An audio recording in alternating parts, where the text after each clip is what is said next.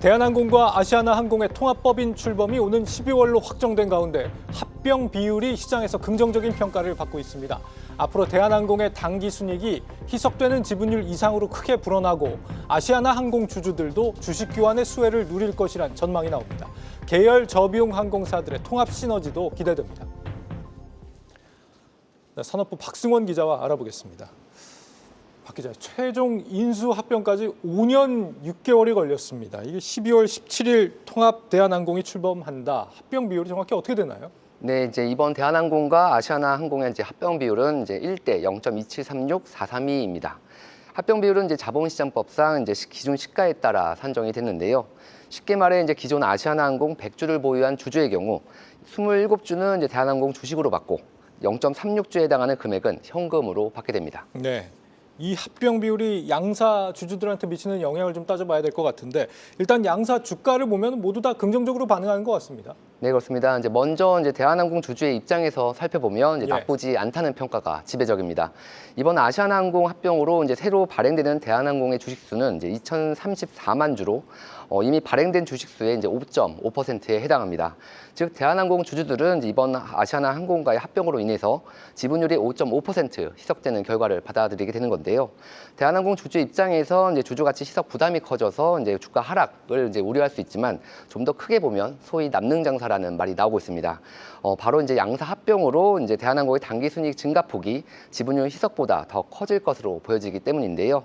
실제 양사가 통합을 잘 이뤄낼 경우 이제 아시아나항공의 총 자산이익률 ROA는 이제 대한항공의 이제 수준으로 개선될 수밖에 없습니다. 예. 이럴 경우 이제 대한항공 주주들이 이제 얻을 수 있는 장기적인 당기순이익 증가폭은 지난해 대한항공 당기순이익의 19%에 달할 것이라는 게 이제 여의도 증권가의 평가인데요.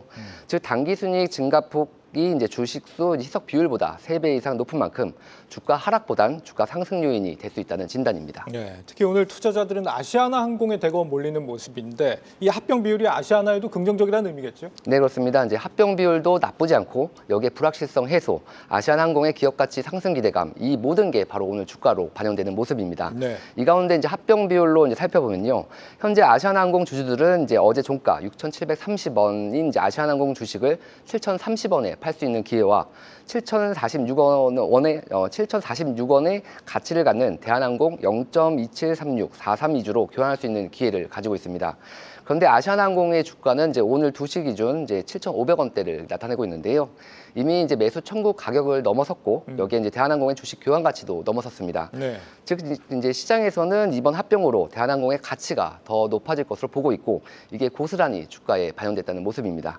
어제 이제 이사의 승인에 따른 이제 불확실성 해소, 앞으로 아시아나항공의 기업 가치가 대한항공 수준까지 높아질 것이라는 기대감, 이 모든 게 반영됐다는 진단입니다. 네, 합병 후에 시너지가 실제 나와주는 게 중요할 것 같습니다. 지금 얼마나 앞으로 좀 개선이 될까요? 네, 이제 시간의 문제겠지만 이제 합병 효과는 기대보다 더 커질 수 있다는 게 지배적인 관측입니다. 예. 양사 합병이 이제 워낙 복잡한 사안이라 이제 당장 즉각적인 이익으로 나타나진 않겠지만 중장기적으로는 시너지 효과가 분명하다는 평가인데요. 앞서 대한항공과 아시아나 이 두 대형 항공사는 그간 불필요한 내수 경쟁을 벌여왔습니다. 하지만 이번 통합으로 몸집이 이제 대거 커진 만큼 장거리 노선 경쟁력 강화와 함께 글로벌 네트워크 확대 효과를 가져올 것으로 전망됩니다. 여기에 이제 항공기 정비, 수리, 개조인, MRO, 무인기 등 신사업이 이제 확장이 동반될 것으로 관측되고 있습니다. 이 두 대형 항공사의 이제 계열사 간 통합 시너지도 기대가 되고 있는데요. 이 가운데 진에어, 에어부산, 이제 에어서울 등 저비용 항공사 통합의 경우 상대적으로 난이도가 낮다는 평가를 받고 있습니다. 즉 이제 중복 노선 효율화와 고정 비용 감소 등이 바로 시행될 수 있는 만큼 통합에 따른 시너지 효과가 단기간에 나올 수 있다는 진단입니다. 네, 통합 대한항공 합병 비율의 유불리를 따져봤습니다. 박승원 기자였습니다.